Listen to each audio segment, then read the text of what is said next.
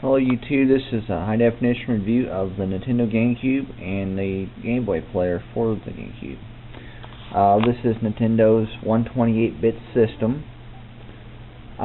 Pretty simple, not quite as simple as the 64 though.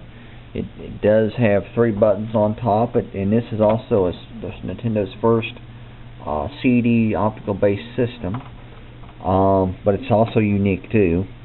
Now, it has a power button, reset, and open, and then the memory cards, and that's basically a official Nintendo GameCube memory card. It's pretty small. Notice it has 2 slots. It does have 4 controller slots. You notice that are smaller from the 64.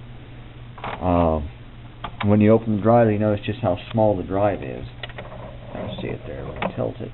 There you go.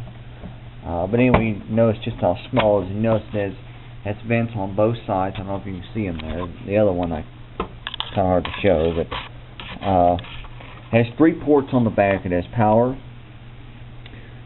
It has AV out, which is composite, coaxial, and S-video, and then it also has a digital port, which is removed in the later models. So this is actually one of the launch models, but it was removed, and it is. But it's for progressive scan, basically. It's for component cables, and it's actually getting harder to find the component cables for them now. But it was basically the successor of the 64, and I guess you can kind of see why they call it the GameCube, because it's in the shape of a cube. Pretty obvious. Now let me see here. I'll find a GameCube game. Now, a typical GameCube game, notice they're in cases like this, and they got the book and everything in there, and then that's basically the size of the CD, pretty small. And this is Sonic DX Director's Cut there, or Sonic Adventure, which originally was on the Dreamcast. Oh. See what's going on there. There we go.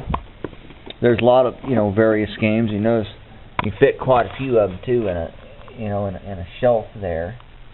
As for the controllers, pretty simple. Let's see.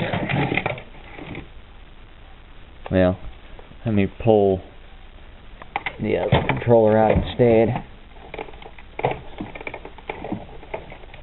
But one thing I want to mention about these controllers, it has some design flaws in controllers, in these newer controllers, and it's pretty much for all of the systems at that time, but I apologize.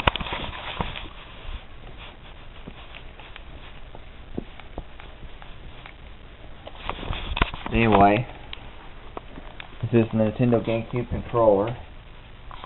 And if you notice, as control 3, each control 6 is what goes bad on these. These things become, especially this one, becomes loose, and you're like walking through the courses, get stuck in one spot. I actually repaired these controllers. I actually super glued these back together, and they work pretty well. Somewhat, anyway. But anyway,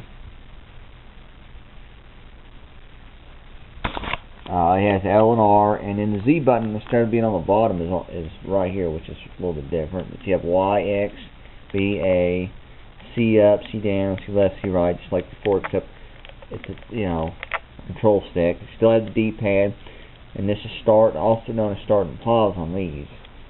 A little bit different from a GameCube controller, but still sporty, and the ends are smaller too, if you notice. That's the ends for it. So, not a bad design. I know a lot of people don't like them because they seem kind of fragile, which, with the control stick problems and stuff with them. I mean, they're definitely not the best design. I'll definitely give it that. Now, as for the Game Boy player, let me get to that here. Pull out the disc. It does take this particular disc, says Game Boy Player Startup Disc. It actually has its own case here. You can kind of see it sticking out. And shows a picture of the Game Boy player, and there's the ports where it connects up to the GameCube on the bottom. Anyway, you put your game pack in here. Has a lever on this side here to release the game. You definitely want to make sure your slot stays clean. I mean, I clean mine every now and then, especially before I use it.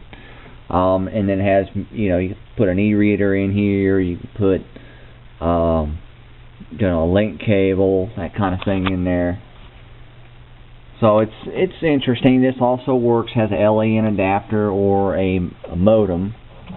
I don't know, what you prefer. It depends on obviously your internet. Most people now have cable, but back in the day there was some that did have, dial-up. So most games are broadband only. Now, if you use any kind of cheat systems like the Action Replay for the GameCube, on that particularly, it's pretty simple. You just stick the disc in, select your game. If the game ain't in there, you input your codes in.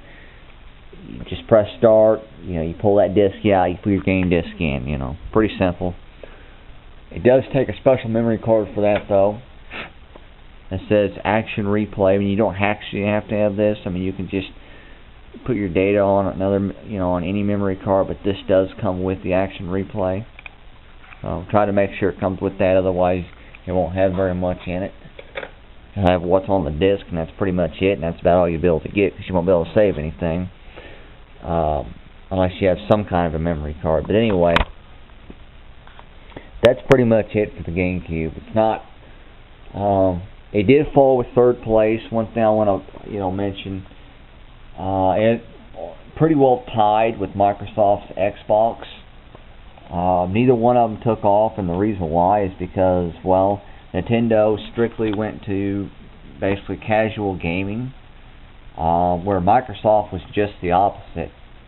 And the reason, if you notice, Sony, they did really well, and that's because they were like basically 50-50. They had a little bit of everything. Well, even though the GameCube was so much smaller, and you could put twice as much in one area, and it did, also the PlayStation offered the online connectivity that the GameCube did not.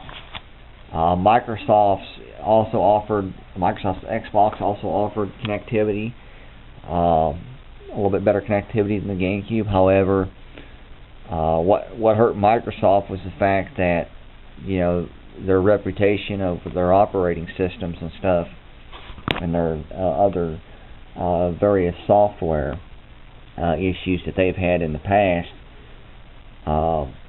People didn't know, whether or not to, trust it.